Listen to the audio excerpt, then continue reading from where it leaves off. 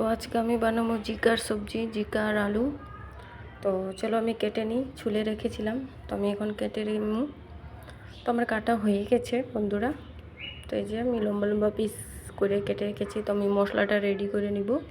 তো ওই যে সর্ষা ধুয়ে নিয়ে নিয়েছি, তারপরে একটা ছোটো দিকটা রসুন ছুলে রেখেছিলাম। এই যে রসুন আর 2টা কাঁচা লঙ্কা ছোটো ছোটো কেটেছি, আর এক টুকরো আদা ছোটো দিকটা। তারপরে আমি মশলাটাকে বেটে নিব। তারপরে আমার বাটাটাও হয়ে গেছে বন্ধুরা। তো আমি একটা বাটিতে নিয়ে নিয়েছি মশলাগুলো। তো আমি কড়াই বসে দিয়েছিলাম, তো আমার তেল গরম হয়ে গেছে। তো একটু আমি কালি জিরা দিয়ে দিব, তারপরে আমি পেঁয়াজটা দিয়ে দিব, তারপরে আমি আলুটাও দিয়ে দিব কড়াইটার মধ্যে, জিকাটা দিব না। আলু আর পেঁয়াজটা লাল লাল যখন ভাজা হয়ে যাবে তখন আমি জিকাটা ডালবো। তো দেখেন আমি পেঁয়াজটা আমি দিয়ে দিয়েছি, তা আমি আলুটাও ঢেলে দিব। তারপরে এটার মধ্যে আমি ভাজা হওয়ার পরে আমি একটু হলুদ আর লবণ আন্দাজ করে দিয়ে দিব। তো আমি একটু ভাজাভাজি করতে থাকি লাল লাল করে। তো এই যে বন্ধুরা আমার ভাজা হয়ে গেছে। তো আমি একটু গুঁড়া মশলা দিয়ে দিব, যেরকম আধা চামচ মরিচের গুঁড়া, আধা চামচ জিরের গুঁড়া, আধা চামচ ধনিয়ার গুঁড়া। তো আমি ঢেলে দিয়েছি। তো এখন আমি ভেজে নিব।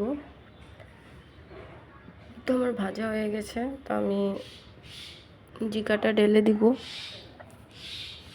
তো জিকাটা ঢেলে দিয়েছি। তো আমি অল্প কষায় নিব। তার যে মশলাটা বেটে রেখেছিলাম এটাও আমি ঢেলে দিয়েছি, আর একটা টমেটো 2টা কাঁচা লঙ্কা আমি কেটেও দিয়েছি। তো বন্ধুরা এটা আমি অল্প টাইম কষাবো, কষায় তারপরে আমি ঝোল দিয়ে দিব। তো এইভাবে বানায়া খালে না সেই ভাল লাগে গরম গরম ভাতের লগে। তো আমি ঝোল দিয়ে দিচ্ছি আন্দাজ করে। তারপরে সবজিটা একটু ফুটুক। তো আমার সবজিটা ফুটছে, তো আমি অল্প ধনিয়া পাতা দিয়ে দিব। ধনিয়া পাতা দিয়ে তারপরে আমি 10-15 মিনিট গ্যাসটা অল্প কমায়া তারপরে আমি থাল দিয়ে ঢেকে থুয়ে দিব। তো বন্ধুরা কেমন লাগছে, ভালো লাগলে ভালো ভালো কমেন্ট করবেন।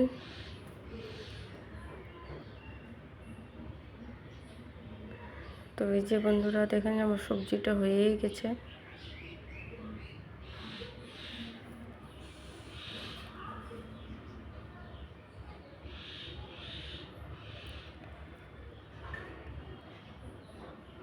এরকম শসা বাইটটা বানাইয়া খাইলে সেই দারুণ লাগে।